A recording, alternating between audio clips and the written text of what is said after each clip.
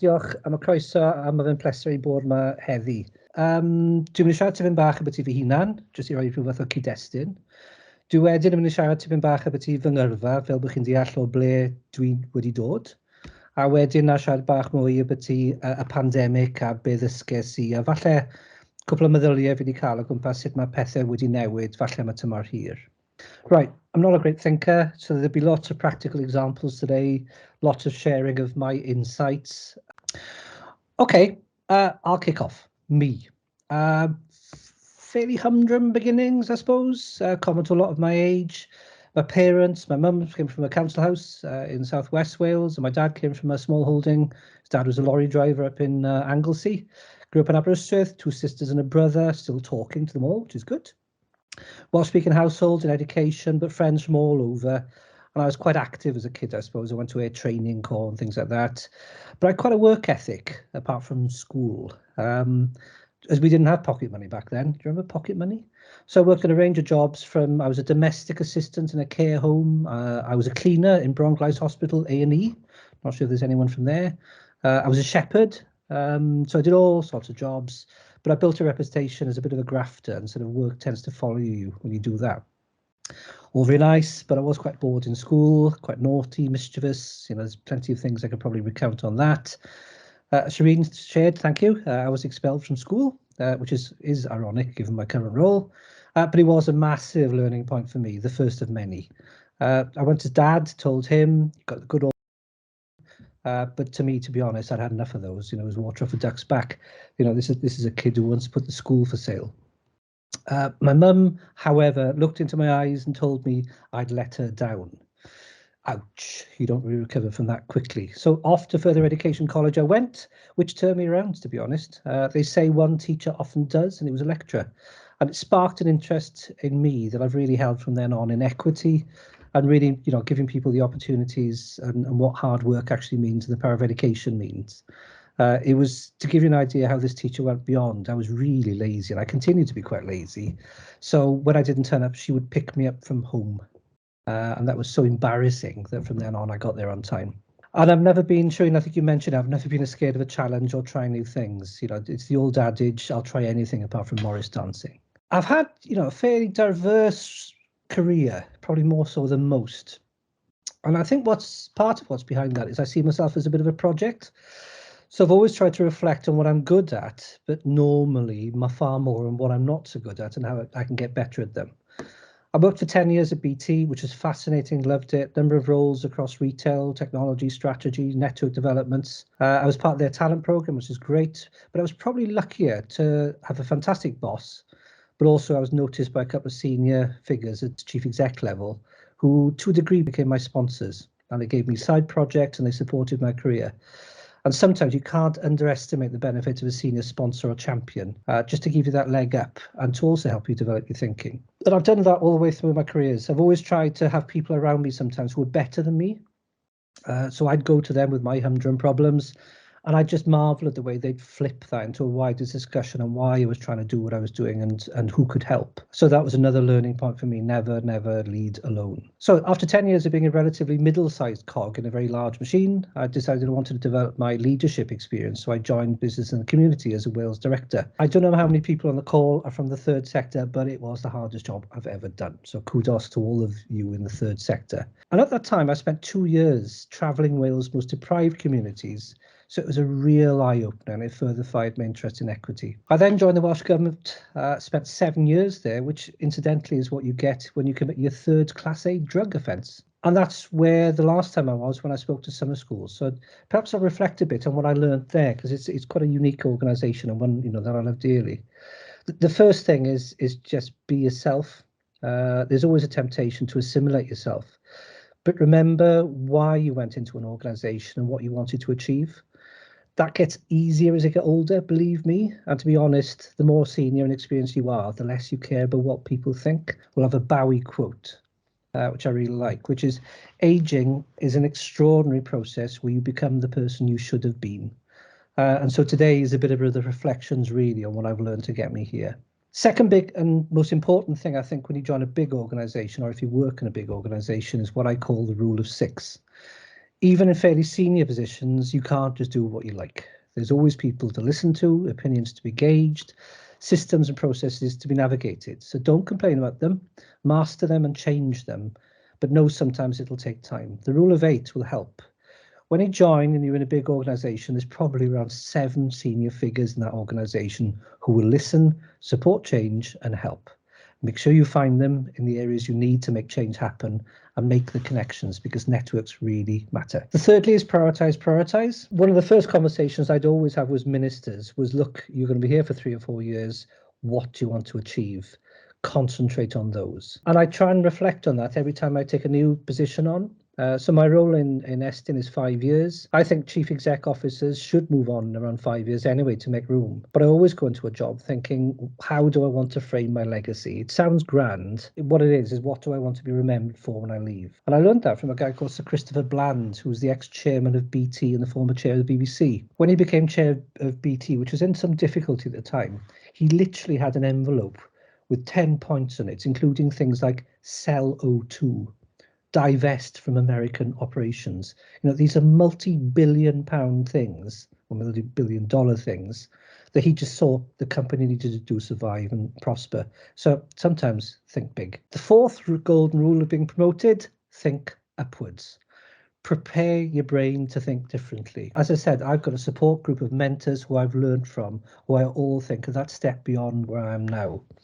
And when I go for a job, by the way, one of the first things I do is I always try to think what I do in the first 100 days in that job, because it gets you into the mindset of where you should be rather than where you are today. And one of the biggest things I've learned every time I've been promoted is you'll have to make bigger decisions more quickly, with less information and bigger implications. And every time you get promoted, you'll have less time to manage down, and hopefully you'll have a more experienced team around you. So you'll increasingly want to spend time managing sideways and increasingly upwards and around the organisation. That's me getting to the point where I joined S4C. So we turn to the pandemic, which I know is the theme of a lot of what you've been hearing about this week. My experience of the majority of organisations I've worked in is that they tend to reward the hero or directive model of leadership. Opinionated, confident, charismatic, we've all met them. Why do you think men have done rather well historically at the senior leadership roles? So what I'm going to talk about today is how I think that model has now changed. I'm going to talk about the set of skills that have worked better during the pandemic, and I think may change things for the better for the future. This is an interesting one. This is just an encapsulation, really, of heroic or directive leadership versus unheroic, or for want of a better phrase. The heroic, we recognise, standing on the hill, calls the shots based on supposedly superior knowledge, decides unilaterally, versus a bit of humility, drawing solutions out of others, judicious questions, and takes joint ownership. And I think, some of these points will just set the scene a little bit about how we think about leadership and how things are changing. Why do I think that? Let's roll back to 2017.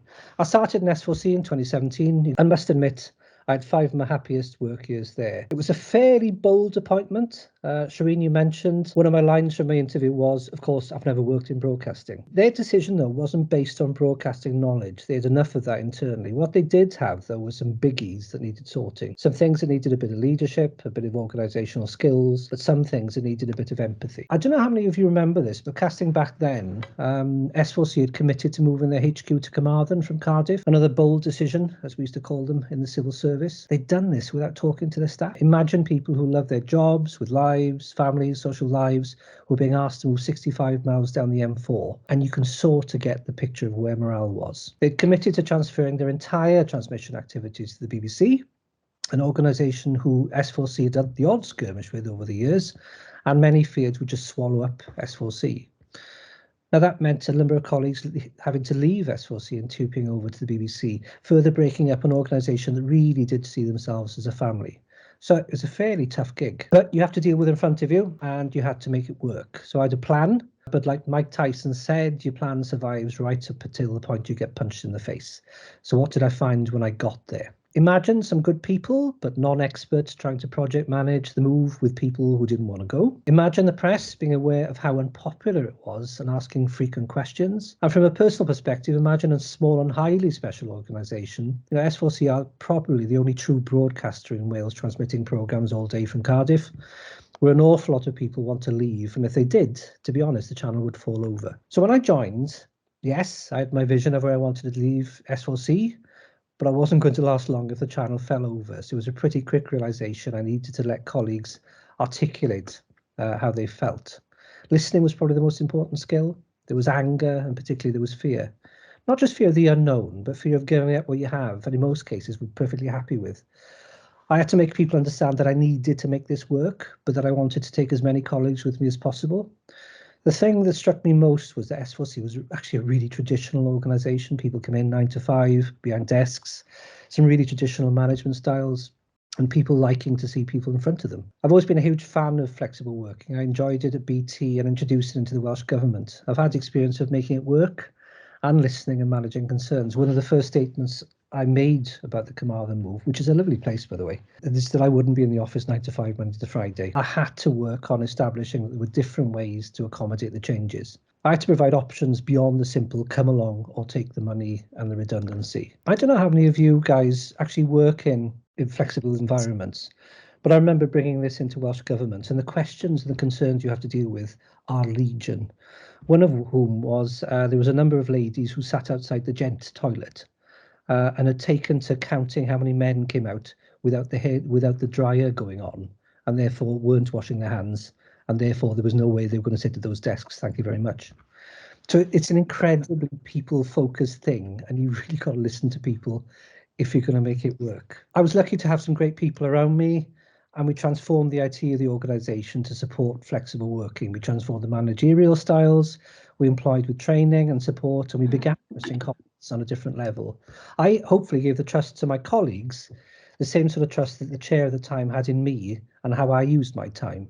So the result was we still lost around 50% of staff. You know, that was a real punch. But I kept the majority of the key people I wanted, and it compared favourably with similar moves with other organisations who typically lose about 65% plus. We also moved on time and under budget, over the joy of good project managers. So what's this to do with the pandemic? So two things. One, after a couple of years in the post, I'd hopefully gained the trust of colleagues. And secondly, and inadvertently, I'd sorted many of the technical issues that most people faced when lockdown came. So I could focus more on my role in leading the organisation and supporting colleagues. I was quite lucky. When the pandemic came, I'd actually sent everyone home around a week before lockdown, but I do remember the day it came. I prep, I really do. If you can see something coming, then it's always best to do something about it before it comes. What I hadn't prepped, though, was what my role was now. One of the things I picked up on a course once was that leaders cast a shadow, and you always need to know what the shadow says about you.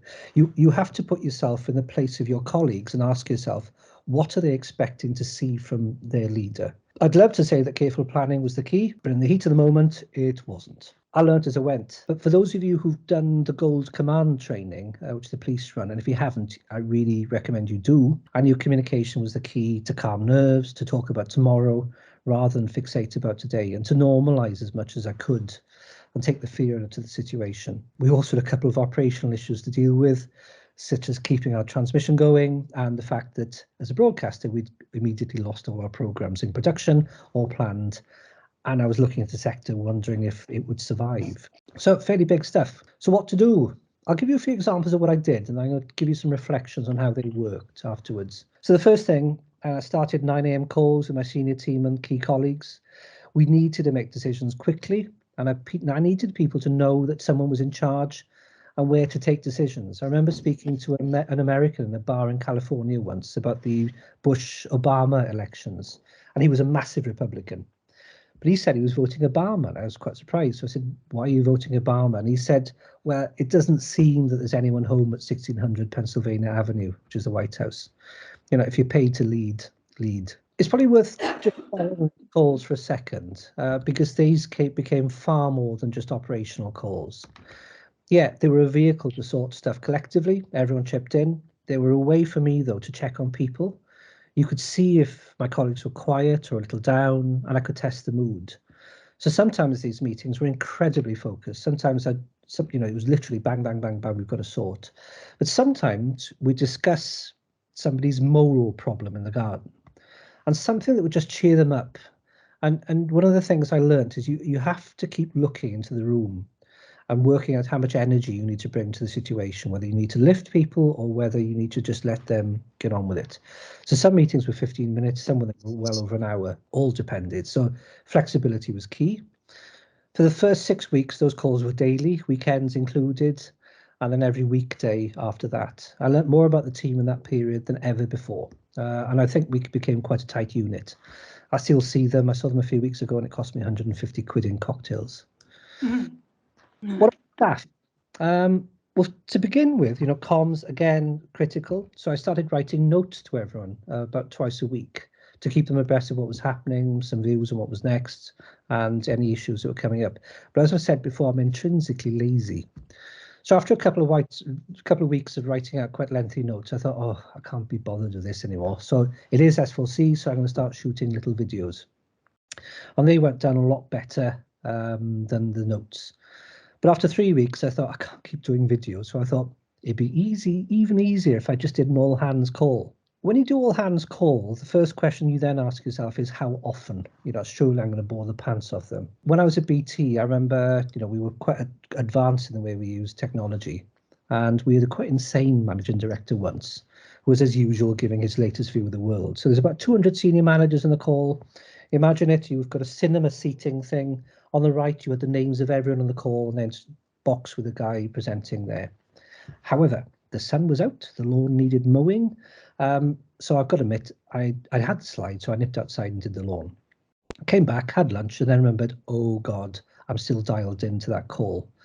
I got back, it was about 2 hours after it had finished, and there were still 75 people on the call, which just shows how many people were listening. So, against my better judgment, I did the calls weekly. I told the staff I'd like cameras on, please, and I didn't mind if they're ironed in the background, but I just wanted to see them and see they were okay. They weren't mandatory, and what I said was, look, the minute they drop below 75% of you, i.e. getting too boring, I'd stop. It would take about a month. Now, these developed, to be honest, I ran out of things to say.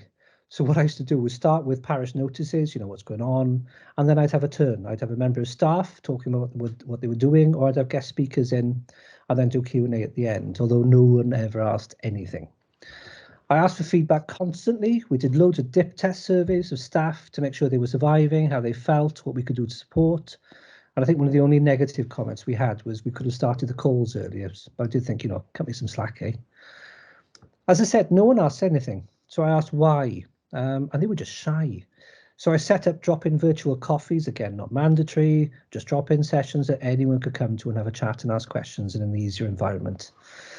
Those weekly calls I did every week for 2 years, and they never dipped below 75%. And I just reflect on the fact that they really brought the organisation together, and they really brought at least something that was fixed in the week that they knew they would get together with colleagues. We started an entertainment committee chaired by my chief operating officer. We had online everything from the quizzes and yoga and that sort of stuff. We had a Christmas disco, quite weird. Wine tasting, clog dancing, it was S4C. Mental health sessions, socially distanced walks when we could. We did everything possible to give a sense of community and a sense of normality to colleagues. As for my team, who were genuinely heroic, I remember going to see them physically during the heat of the first lockdown. I took a bottle of fizz to each of them. I dropped it on the doorstep. I retreated the mandatory 3 meters. It was just a thanks really for them. But part of it, I just wanted to see how they were. And the results were bizarre. Nobody said anything because they were so used to only seeing delivery drivers on the door. Every time when I turned up, literally the whole family would come out with their dog, stare at me for a bit, smile. And then afterwards they would text me saying, we're so sorry, we didn't know what to say. The other thing is we needed the sector. We needed our partners from the BBC to government to the production centre and the media professionals across Wales. Now, at the time, as far as they were concerned, production had stopped, finance had stopped, which means no shooting, no programmes, no pay. So most were sat in some financial reserves as companies, but for workers, and particularly freelancers, this is pretty disastrous. So I thought we had to make a fairly bold statement quickly. We called a meeting of the main companies with literally a blank piece of paper and said, guys, we've got to shoot something. I've got to fill some air. There's stuff we've got to be able to do. And I said that we were going to launch a fund of £7 million. We were going to plough immediately back into the sector. I wanted live, remember we couldn't film inside, content. And funny enough, some of the stuff we commissioned, some of our best stuff in years. But we were indebted to the BBC and their news teams for keeping the news going. We were indebted to others for continuing to shoot live content, such as Tinopolis. And we kept on the show on the road, protecting but relying on our own technical staff working in isolation to make sure the signal went out. So it was really live and really a daily thing. And just to reflect, sometimes we forget this. In the first virtual sector event I did, where was I? I was in the Asda car park in Cardiff because it was the only place I could get a click and collect from. So just remember back to those days. So the audience that was scared, anxious, housebound, and cut off what was from normally. So what could we help? Now, at S4C, we used to do viewers' evenings. Has anyone ever been to an S4C viewers' evening? And the viewers' evenings, I'm not kidding you, were the same sort of demographic, turning up in a church hall. And every time, one of the conversations, how many hymns we should play in the Welsh version of Songs of Praise. It was high-level stuff. Now, obviously, we couldn't do those sort of things anymore. So we thought, right, what are we going to do? Actually link ourselves to the audience. So I started doing Facebook Lives, which is a fairly scary prospect. But I would do a Facebook Live with my head of commissioning, and we would just talk of what we were facing and ask them, what do you need? We put a face in the organization and we showed we care. And we used to get 10,000 views for those sessions. But what it meant was that all of a sudden, we can't go to chapel on a Sunday morning. Fine, don't worry, we'll get a Sunday worship program on. Had that on within 2 weeks. We had box sets that people wanted to watch. Great, we'll get them. We'll put it on the player. We put loads of classic sport on. Do you remember that? Wales didn't lose a game for months. And the news became hugely important. And I have to admit, at S4C, you look about what's happening around you always. And I thought some of the bloggers and Twitter users were actually providing a better news service than us online. I don't know how many of you know anything about telly, but have a guess how old the average watcher of a TV news program at 6 o'clock in the evening is. 67. And that's not just S4C, that's for most of them. What about young people? What about people our age? So we needed to get a different format of news out to younger audiences. So we learned from pioneers across the UK, and we launched more relevant services. The first thing I did was actually took on our own journalists. This is the first time ever. S4C is a commissioning body. What I mean by that is we didn't make any of our programs, we commissioned everything. So we started with 2 people working to a very talented head of news, I've got to say. When lockdown came in, our news service went up about 180%. Which is quite common across the broadcasters because everyone wanted news. When we recruited the new journalists and they were clipping news, presenting news digitally, the digital news consumption went up by 700%. So it just showed how important it was. And that team has grown and grown and grown from 2 and it's now about 10 people, I think. We put programs on mental health, particularly for younger viewers. We did exercise and nutrition. The UK's first lockdown drama. I'm not saying it was very good, but it was the UK's first. But was remarkable in the circumstances they filmed it. We collaborated with CBBC, putting hours of children's educational content up particularly for English-speaking parents who wanted their kids to carry on education in Welsh.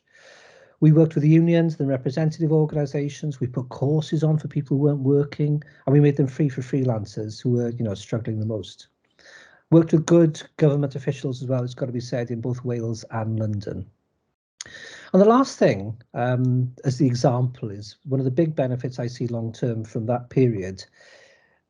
As a flexible organisation, it just brought us all together. It didn't matter if you were in Cardiff, Carmarthen or Carnarvon, it didn't matter. We were all in the same boat and it really made a difference in that. So what's the point? The point is that we created an environment where people could, 1, experiment, 2, felt involved, 3, tried new things, 4, had direct contact with the audience through data and social media, 5, weren't constrained by conventional thinking, 6, could get decisions quickly, and probably most importantly, weren't afraid to fail. And doesn't that sound like a great way to do things? And there's certainly things I've tried to take on into my new role. But I think now is a good time for us just to pause and dust ourselves down, because however heroic everyone's reaction was to the crisis, and I think good organisations during that period got better. But I think the best organisations are the ones that are always thinking about tomorrow, what's coming and how to deal with it. And for me, the first phase of COVID, and you probably can remember this, I call it the adrenaline stage. Everyone ran on adrenaline and quite a lot of wine for months, but you can't do that long term. And so you need to think about how you're going to energise those around you when the adrenaline starts wearing off. So it's why I started using more of normalising language, getting people used to this new status quo, sharing my views of what was next. But you've got to get into the mode of providing some hope for the future.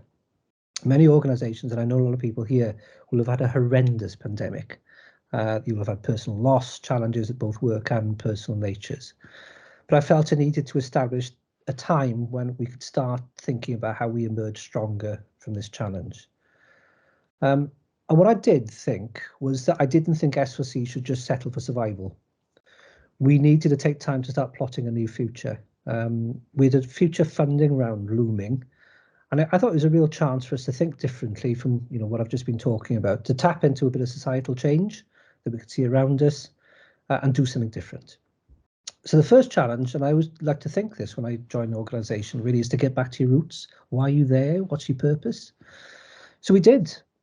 We had long conversations with the audience and others about, and we remembered the way people fought for the existence of S4C back in the 80s to enable the Welsh language to grow and be part of everyday communities. The difference now is that communities have changed. If you look at TV, for example, viewing patterns have changed completely. You've moved from linear, timetable TV at home, free play, Sky, all those sort of things, to using streaming services. And for younger viewers, it's more and more user-generated content, stuff they do themselves on YouTube, TikTok. We needed to adapt to stay relevant. But we also hadn't really thought about the language.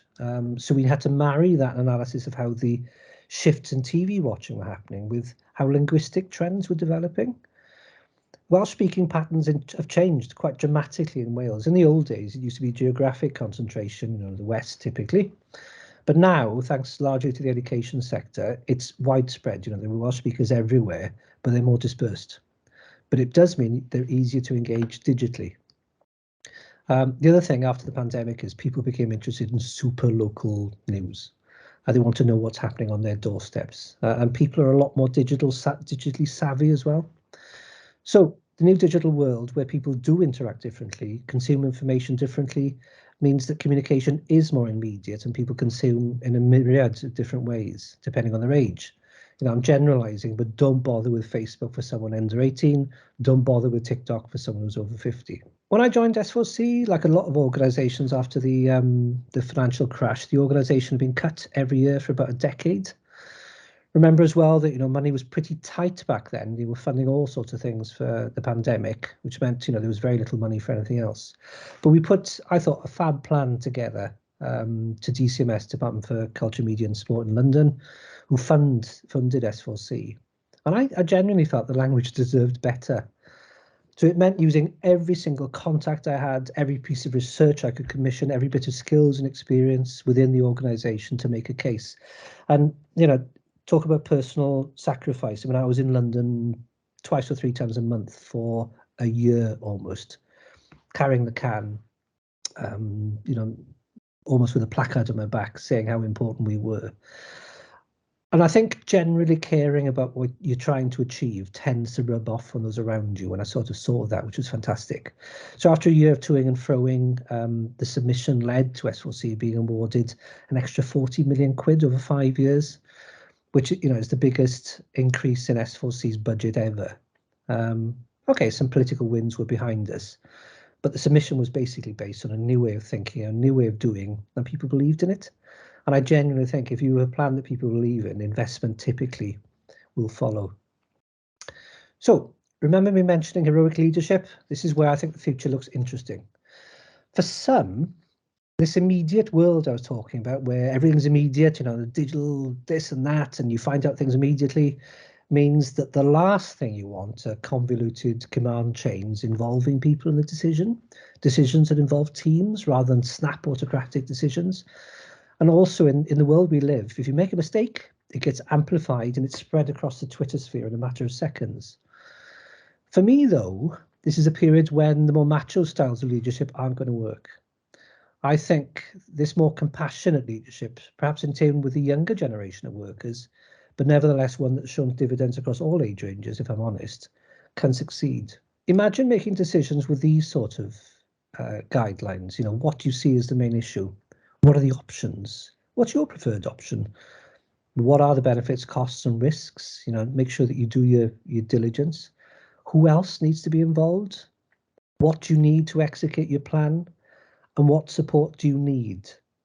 And the reason I ask those questions quite frequently in meetings, I won't spare his blushes, but I used to have an IT manager when I joined S4C, who every time I asked him to do something, the immediate response was, oh, can't do that. We haven't got the resource. So every time I'd ask him, I'd say, okay, Steve, what would it take to enable you to do it? And it completely flipped the conversations we were having. You know, there was no, we can't do. It was sort of, okay, we might not be able to do it, but let's first investigate what could we do to see if it's possible. And I have to say that individual was absolutely brilliant by the time I left the organization, a true revelation. So I think you can still make quick decisions if teams adapt. I think they benefit from having greater ownership, and it tends to drive higher performance that will probably lead to better solutions. It's not necessarily easy. Attitudes need to change. People need to get used to taking responsibility and not just taking orders. Because for some people, it is a lot easier to take orders and not having to think. There's a few myths, though, about compassionate leadership. It doesn't mean everybody has to be involved in every decision. It does, however, mean that decisions can be made at appropriate levels. It also doesn't mean that occasionally a leader needs to bring things to order or take a call.